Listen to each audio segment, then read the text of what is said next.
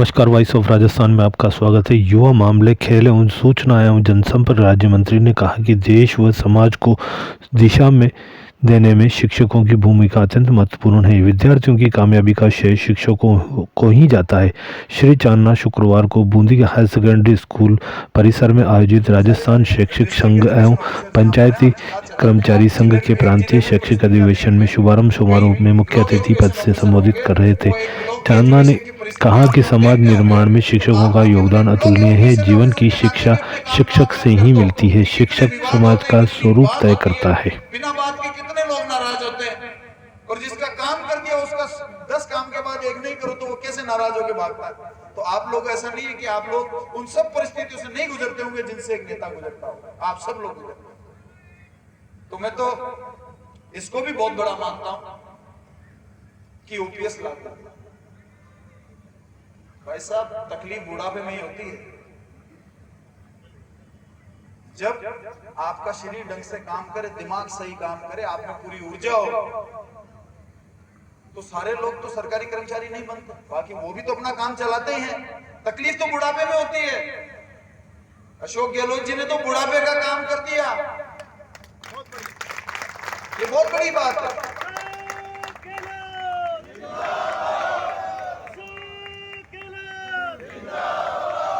और ये सही कह रहे थे, ये सही कह रहे थे। ये ध्यान रख लेना आप लोग। चाहे 10 लाख की चिरंजीवी योजना हो, ऐसी योजना कभी आई पहले? आज आप मुझे बताइए, आप सब शिक्षित वर्ग हैं और आप शिक्षा देते हैं।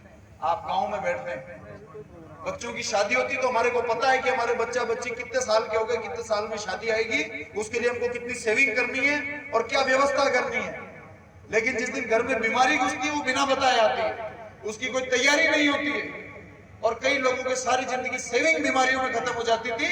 कई लोगों का घर बिक जाता था, कई की दुकान बिक जाती थी, कईयों का खेत, कईयों का प्लॉट बिक जाता था। लेकिन आज केवल 10 लाख ही नहीं, लीवर ट्रांसप्लांट हो रहा है 20-20 लाख का, हार्ट के ऑपरेशन हो रहे हैं कितनी भी कीमत के। किसी भी प्रकार की बीमारी है तो संपूर्ण खर्चा राजस्थान सरकार उठाएगी। ऐसा मॉडल प्रदेश राजस्थान को, क्या पूरे देश में कोई प्रदेश नहीं।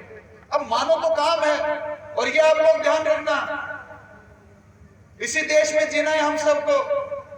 काम करने वालों को वोट दोगे और दिलाओगे तो काम होते जाएंगे, और विवाद करने वालों को वोट दोगे और दिलाओगे तो विवाद ही होते जाएंगे। आने वाले समय में भारतीय समाज कहां पहुंचेगा, ये तय सबने करना है, हमने भी करना है और आप लोगों ने भी करना है।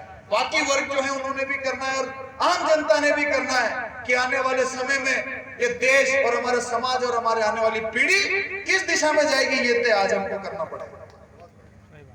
70 साल पहले क्या था? सुई नहीं बनती थी हमारे देश में, आज एयरक्राफ्ट बन रहे हैं। कई बार लोग 70 साल के कार्यकाल पे सवाल उठा लेते, कलेक्ट्री कैसे काम करेगी, पुलिस कैसे काम करेगी, शिक्षा में कैसे भर्तियां होंगी, शिक्षक का क्या काम होगा, कहां स्कूल होगी, कहां अस्पताल होगी, सब 70 सालों में बना है। ये कैसे पूछ सकते हैं कि 70 सालों में क्या हुआ? 70 सालों में ये हुआ कि मेरे दादाजी और परदादाजी के पास में ये ऑप्शन नहीं था कि वो मंच पर आकर ऐसे बैठ जाएं, लेकिन मेरे पास में है।